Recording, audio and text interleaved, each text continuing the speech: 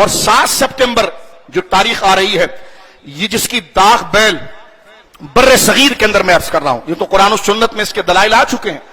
حضرت ابوبکر صدیق نے سب سے پہلے کام اس پر کیا جو جنگ یمامہ ہے، اور مسیلمہ کذاب جو نجد کا علاقہ بنو حنیفہ کا ایک بہت بڑا چودھری اور وڈیرا تھا، اور وہ حضور کے پاس آیا اور اس نے حضور علیہ السلام سے یہ کہا کہ میرا قبیلہ آپ کا کلمہ پڑھ لے گا لیکن آپ مجھے اپنی نبوت میں شریک کر لیں۔ اور یہ سرکار کے وصال مبارک کے آخری لمحات تھے۔ اس نے حضور کو خط لکھا تھا تو سرکار نے جواب دیا کہ میرا یہ خط مسیلمہ کذاب کے لیے ہے۔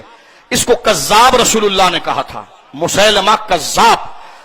اس کے خلاف امت کھڑی ہوئی اور 1200 صحابہ نے جام شہادت نوش کیا، جس میں 700 صرف حافظ قرآن تھے۔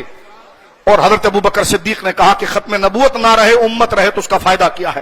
فرمایا کچھ بھی ہو اس فتنے کو ختم کیا جائے۔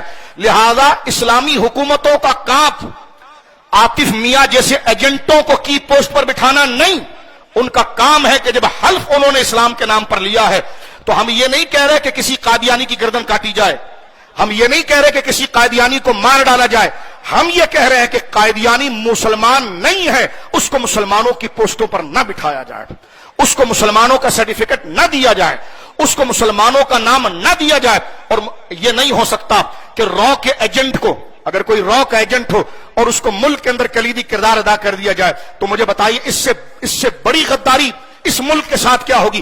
کیونکہ وہ تو آپ کا دشمن ہے۔ تو لہذا اسلام کا جو دشمن ہو قادیانی، اس کو مسلمان کا نام، اس کا نام مسلمانوں والا، اس کا سمبل مسلمانوں والا، اس کی عبادت گاہ مسلمانوں والی، اور وہ حضور کو آخری نبی نہیں مانتا۔ جو بھی میں بتا چکا ہوں آپ کو کہ حضور کو آخری نبی ماننا ایسے ہے جیسے خدا کو ایک ماننا ہے۔ اللہ اکبر، یہ اس درجے کا عقیدہ ہے۔ تو ایسا شخص جو مسلم نہیں ہے، مومن نہیں ہے، اس کو مومن کا سرٹیفکیٹ دینا اور مسلمانوں کی آئیڈینٹی اور آئی ڈی پر ڈاکہ مارنا، مجھے بتائیے اس سے بڑا کوئی غیر قانونی اور ظلم کام ہو سکتا ہے؟